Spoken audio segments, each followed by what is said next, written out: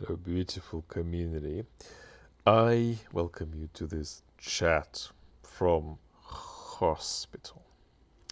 I take a different view to much of the expert community about what Putin, the tyrant in the Kremlin, might be thinking about the prospect of Ukraine raining on his 9th of May parade, either through the use of drones or through some kind of covert operation that generates some kind of visible spark. Putin would be profoundly embarrassed if something happened. But his profound embarrassment is actually outweighed by the understanding of just how much he would benefit politically if Ukraine did something. And that's so clearly the case, in my view, that there is even a question about whether Putin has had thoughts about provoking Ukraine into doing something.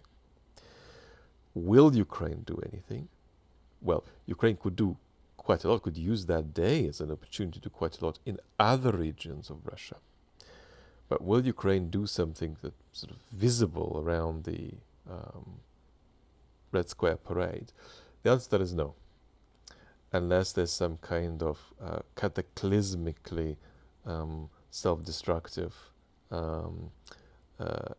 glitch in thought about tactics.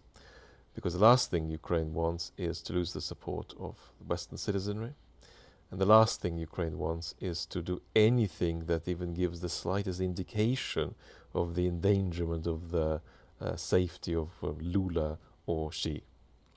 So Ukraine won't do anything, but I do think that the preponderance of expert opinion is wrong, that Putin is frightened of being embarrassed, because though he might be frightened of being embarrassed, if he were embarrassed, he feels it would be so politically expedient for him.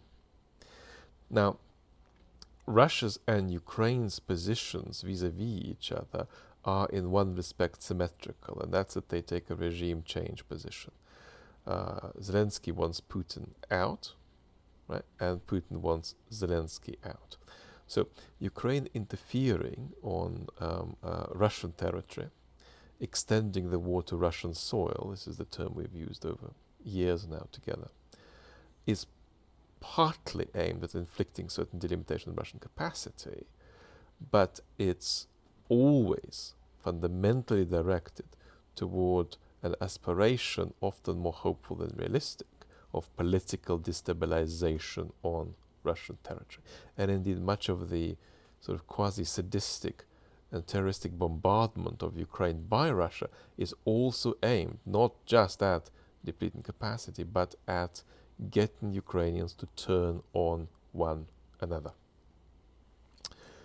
Now, what kind of event is this 9th of May thing in Russia, and what does it mean for the Putin regime, whether Ukraine does anything about it or not?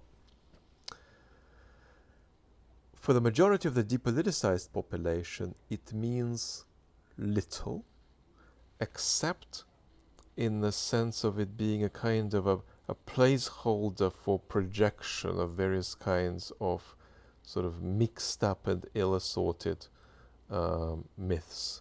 So there's a lot of post-truth projection onto the World War II myth that you find in the depoliticized part of the Russian population. The small politicized part of the population that supports Putin or opposes Putin because he isn't prosecuting the war well enough believes that there is some very elemental way of tying Russia's World War II history. And don't forget, we're not talking about Russia there, we're talking about the Soviet Union, constituted of many, many nations.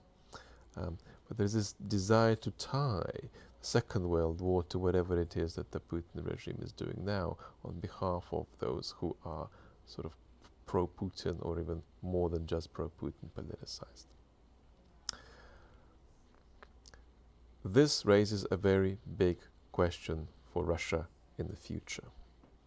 And that is, if Russia is to exist as a state with territorial integrity 50 years from now, what's gonna have to happen to its toxic World War II myth?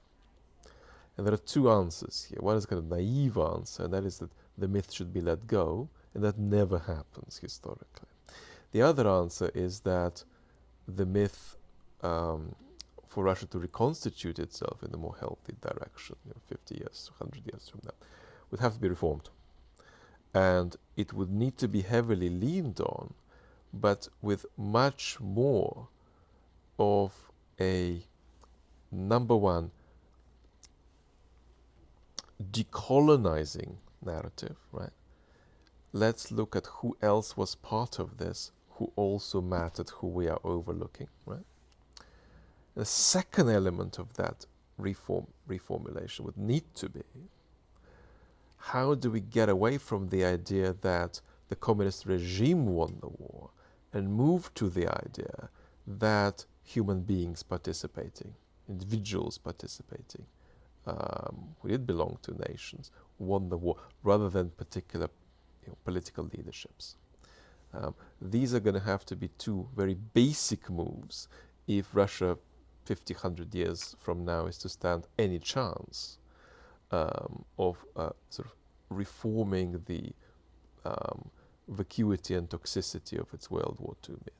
But on the practical side, it's Putin more than Ukraine that's actually interested in Ukraine creating some kind of spark tomorrow, 9th of May.